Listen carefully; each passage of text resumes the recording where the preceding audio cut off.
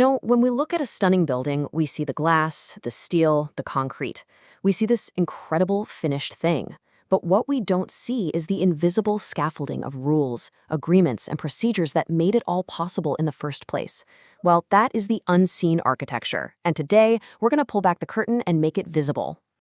All right, so here's our game plan. First, we're going to look at the real construction blueprint. And spoiler, it's not just drawings. Then, we'll talk about why everyone needs to speak the exact same language to avoid million-dollar mistakes. We'll get into what happens when the plan inevitably changes, how they manage the crazy race against time and money, and finally, we'll tie it all together to really understand this hidden system. Okay, first up, the construction blueprint. And I'm not talking about the pretty architectural drawings. I'm talking about the project's foundational rulebook, the actual rules of the game that every single person on that job site has to play by. Seriously, just think about it for a second. You've got hundreds, maybe thousands of people, tons of different materials, millions and millions of dollars, all on a timeline that can stretch for years. How on earth do you coordinate all of that without it becoming a total disaster? The answer isn't in the design. It's in the paperwork. So the solution is this really clever two-part rulebook. On one hand, you have the general conditions. You can think of this like the project's constitution. It sets the universal laws, rights, and responsibilities for everyone involved. But of course, every project is different, so you also have the Divisional 1 specifications. These are the specific, detailed procedures for this particular job. One sets the big rules, the other tells you exactly how to follow them. Okay, so you've got this rulebook, right? But it's totally useless if everyone isn't speaking the same language. In construction, a little bit of ambiguity isn't just confusing. It can literally lead to financial disaster. So the contracts define key terms with razor-sharp legal precision. Let's take this term, substantial completion. Now, to you or me, that might just sound like, yeah, it's pretty much done. But in a contract, no way. This is a massive legal milestone. It's the exact moment the owner can officially move in and start using the building. That single date triggers the start of warranties, it kicks off final payments. It is a huge deal. Next up, retainage. You can think of this as the owner's financial safety net. As the project goes on, the owner holds back a small percentage of every payment they make to the contractor. Why? Simple. It's leverage. It gives the contractor a very powerful financial reason to come back, finish every last little detail, and fix anything that's not perfect. So what happens if someone doesn't get paid? Well, that brings us to one of the most powerful and maybe a little scary tools in construction, the mechanic's lien.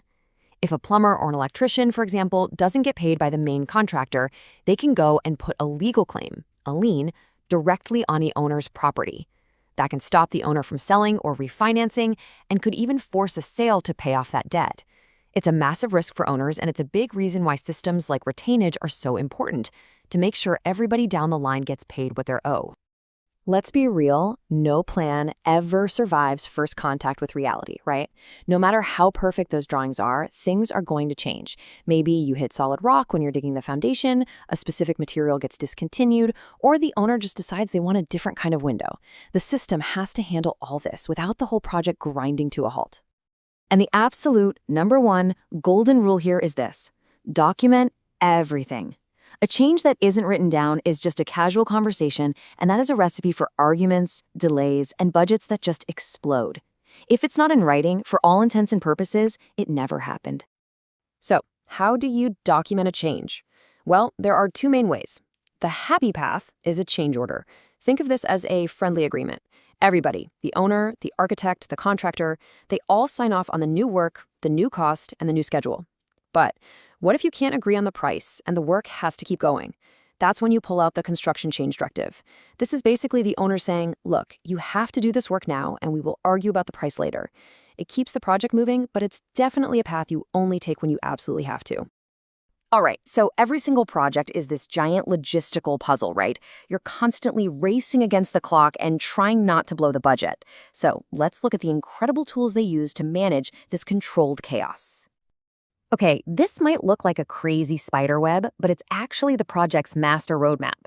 It's built using something called the Critical Path Method, or CPM.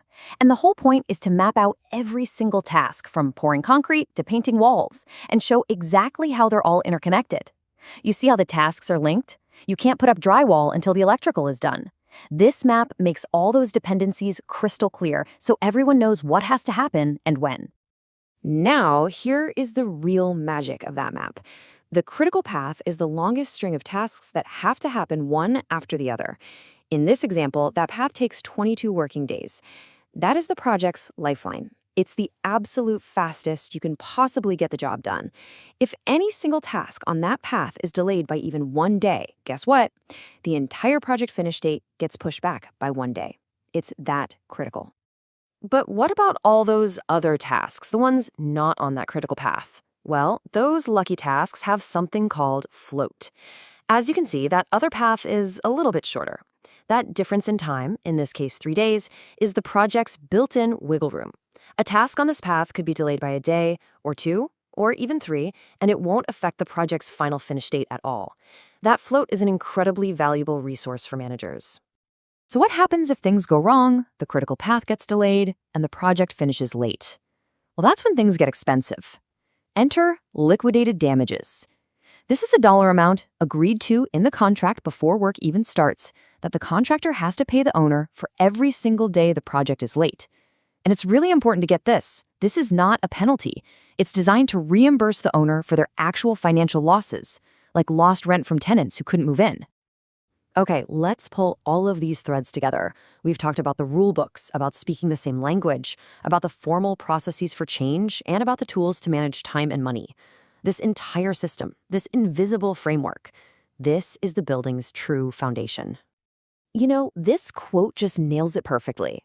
The concrete and steel are what we see, sure, but that's not what really holds a massive project together. It's the unseen architecture, that strong framework of contracts, clear definitions, and fair procedures. Without it, the whole thing would collapse into chaos long before the first shovel ever hit the dirt.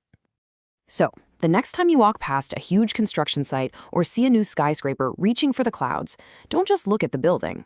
Think about that invisible system holding it all up. And hey, maybe it gets you thinking, what's the unseen architecture in your own life? What are the hidden rules, the shared understandings that make your big projects at work, at home, actually work? You might just be surprised what you come up with.